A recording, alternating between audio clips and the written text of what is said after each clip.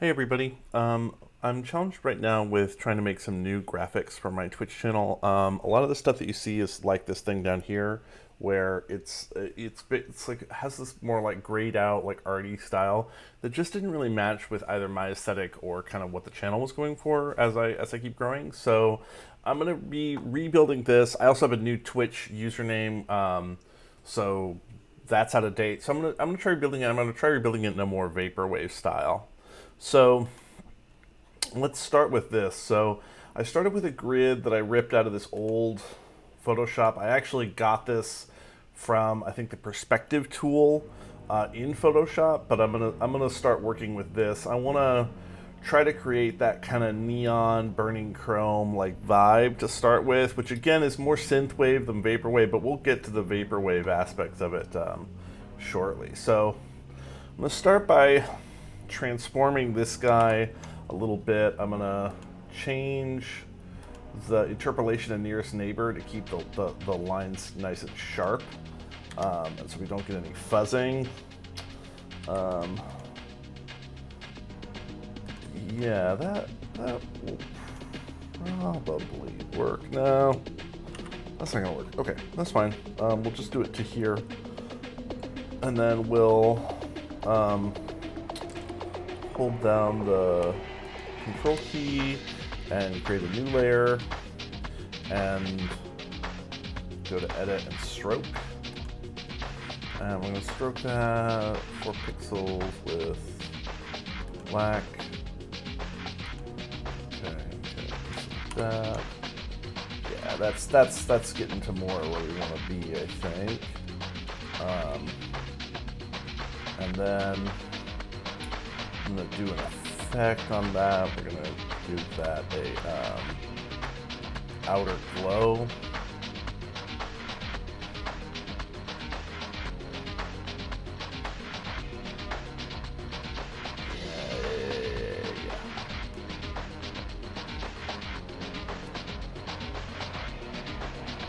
A little subtle one.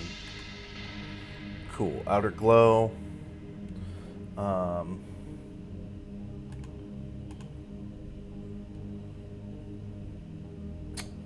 Maybe not. Maybe let's do that effect here. Yeah, there we go. That looks better. The other one was too heavy. Okay.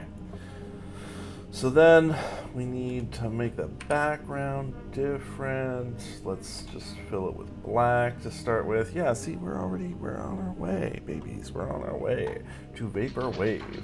So I have a couple of standard things I'll go to. In my case, I'm going to start with Wikimedia Commons, and I'm going to look for a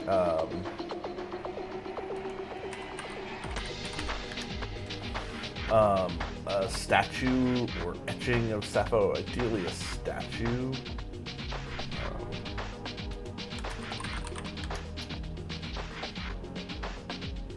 That's okay. After this is Sappho. I would like to have a whole bust, so let's look a little further.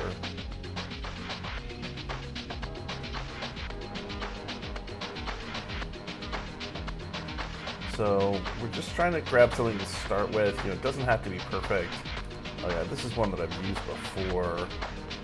I'm gonna keep looking just to change things up.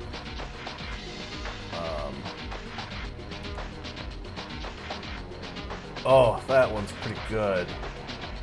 Yeah, let's grab this. And then grab the attribution. And let's just start with dropping that attribution here.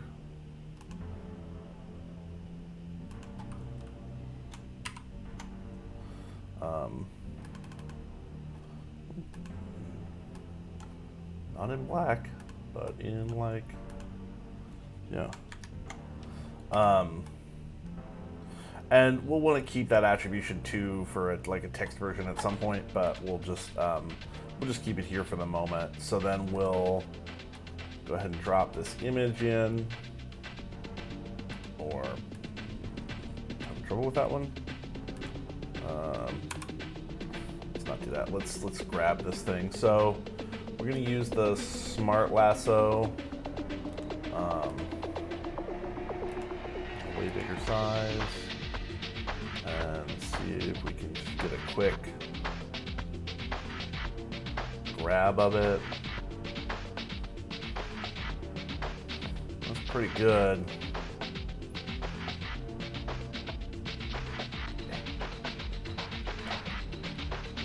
Pretty good. We got that shadow too, so let's see if we can just that shadow.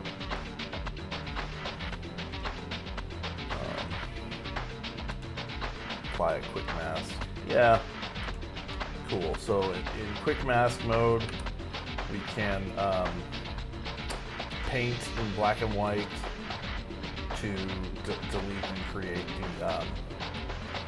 the setting to delete that background. So we can get it back. The nice thing about quick mask is that you can just go back and paint it again. You're not actually destructively deleting anything. And I think there's a more modern way to do this with like smart objects now, but I don't know how to do that. So, you know, hey, gotta work with my comfort zone, baby. All right. So that's pretty good. Oops. Let's just draw some black on here to get rid of this little line. You know, that looks pretty good, and I can definitely see like this section or something being like pretty good and Vaporwave-y. So,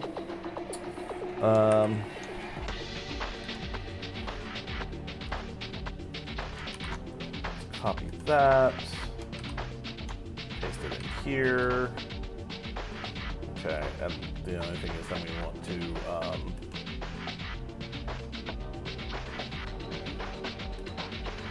make it more black and white, but we want it to be kind of a stark white. So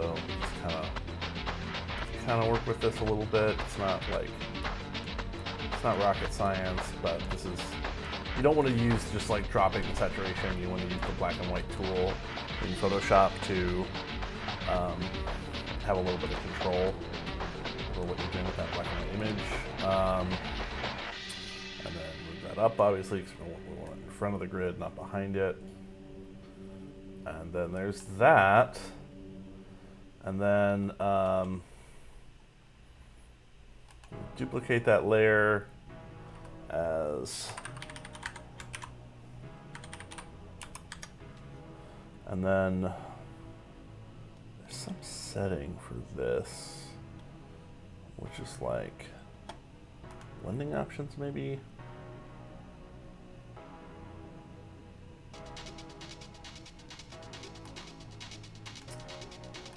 There's like a color channels on here someplace. How do you do that? I can't remember, so let's go look at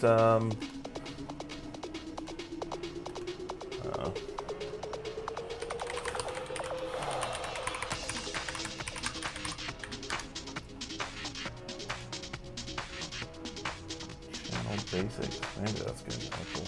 Color information RGB channels. This all channels on the image. Show or hide a channel. This is the I column next to the channels. Edit and select channels. I don't think that's really what I was thinking of.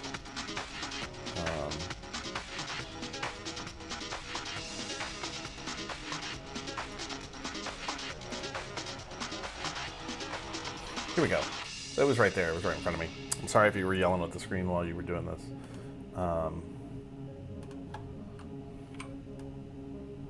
There we go.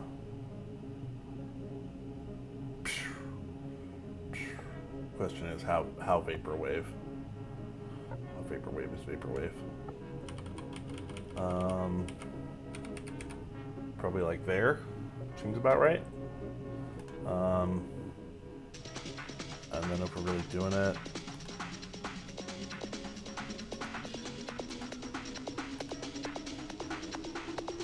cool. All right, yeah.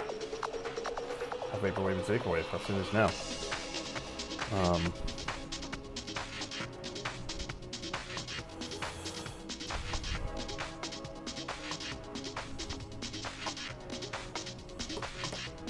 So let's see. Okay. For sure, link these. I'll mess that up, and then maybe folder these. Nice. So, okay. So we got that. I really don't have a sense for like,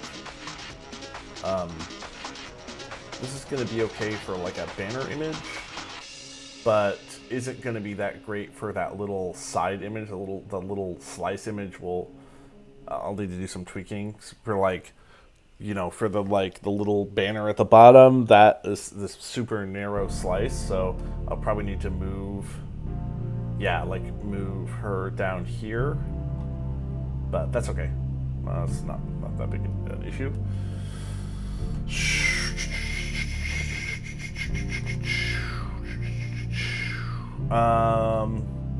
Okay, let's go ahead and get the image on this, and let's save this off. Actually, let's go look up the Twitch banner size.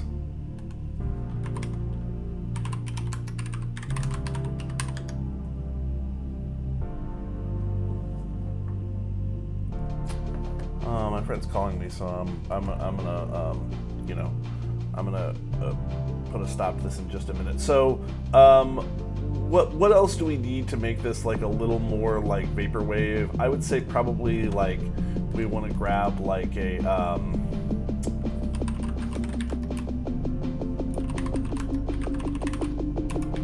test pattern.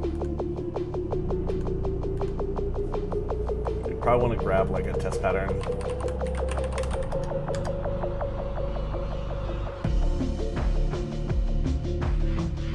And oh yeah, the Phillips test pattern. Like probably like grab this and grab the attribution as well. Go ahead and toss that off the attribution section.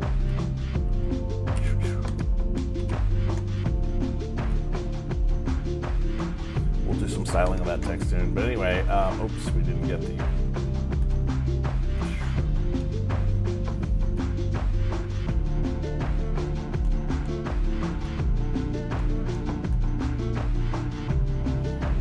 Probably want to drop in a test pattern, and then we'll want to do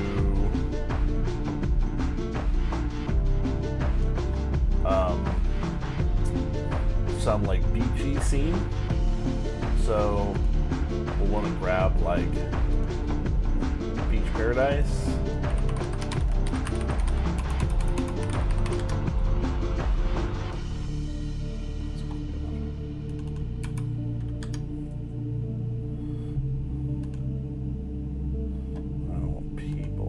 That is pretty good. Oh, this is perfect. Let's grab that. Well, first we'll grab the attribution, drop it in here.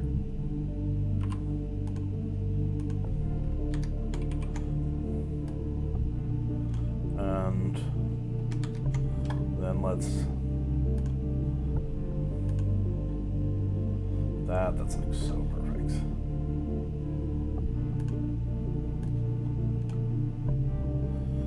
Yes, I know it's very wide.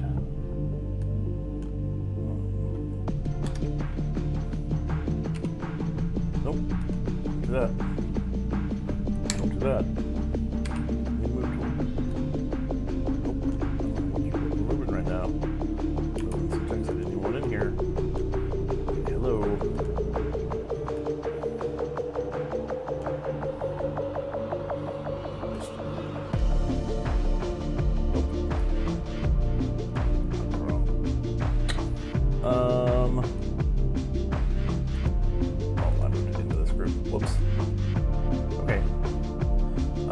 Yeah, so like here, and then probably expand it out.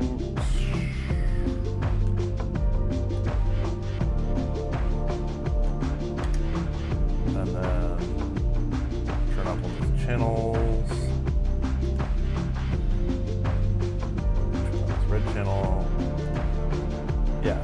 we're getting someplace.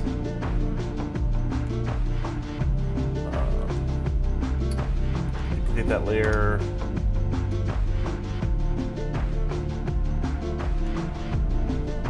Here. Which one's the one? This is the lower one.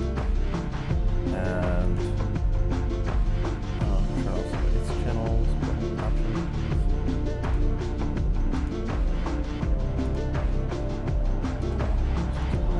On. Yeah, there we go. Yeah, now we're getting someplace. That's Vaporwave, baby. It works okay without the test pattern. Yeah, it does. It does work without the test pattern. We're covering up some of these attributions, so let's undo that. Move that attribution all the way to the front. Okay. Yeah, and then we probably want some kind of like appropriate infographic. So let's try the Foon death generator. So go to the death generator. Windows 95 tips. Yeah, perfect. And then we'll call it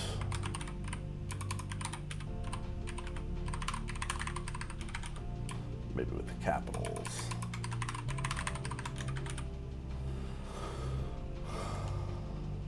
Okay. And then the problem with this as a graphic is, well, first of all, I dropped it into this group again, which I don't want to do. I want it to appear behind Sappho. Group moving, and I'm not labeling my layers. I'm sorry if this is upsetting content for anybody.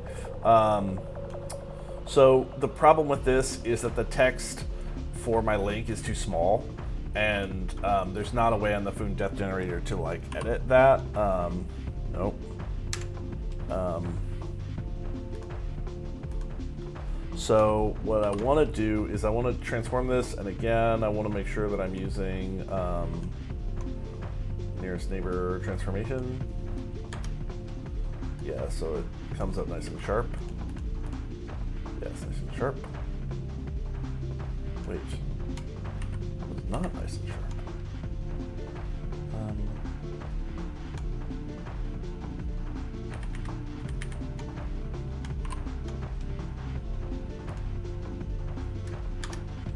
Oh.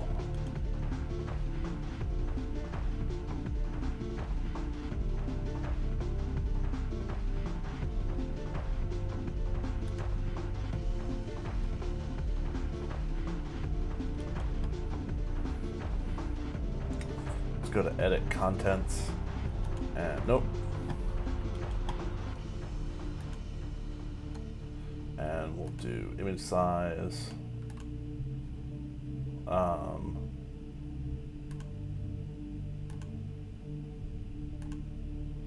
Yeah, so we'll make it like 800 pixels wide, and we'll do it by nearest neighbor, which should give us nice sharp, yeah, nice sharp edges. Oh, except, let's just do it in percent.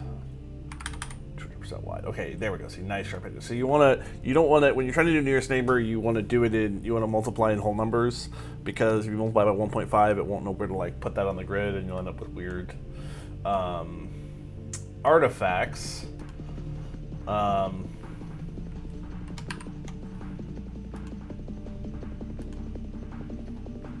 Okay, so now we have it bigger, which is good, but our text is still too tiny.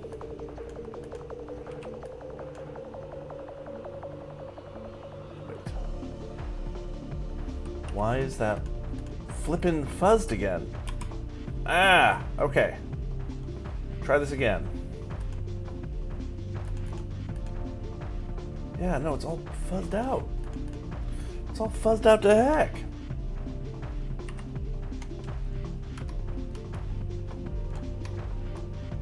Which it's not right now. Let's try that again.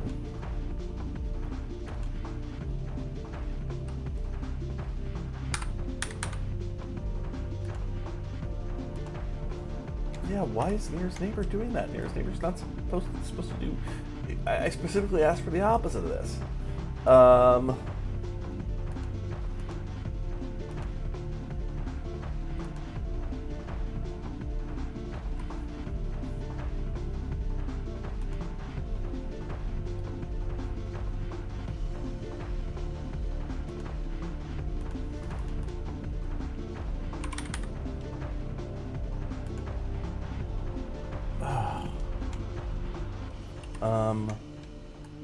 Why is nearest neighbor not working? Oh, I find that so frustrating. Okay. So let me just try this a different way. Oh,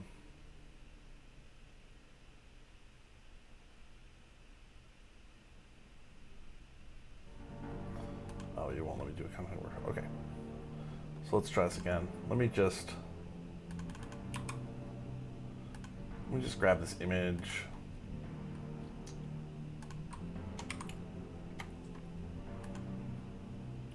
Let me just drop it in. It's okay at that size if I just set the text myself. Yeah.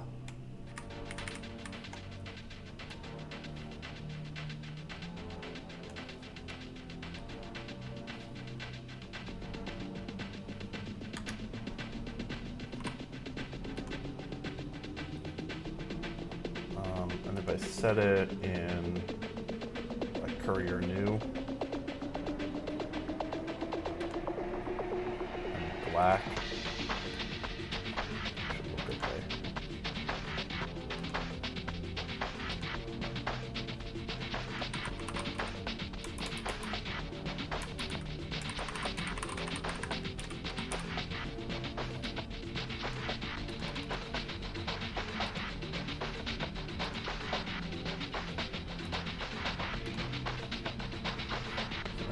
That spacing is not great.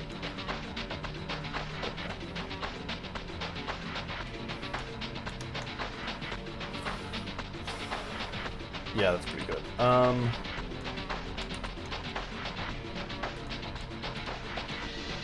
Super curious why I can't get like a pixel perfect scale anymore.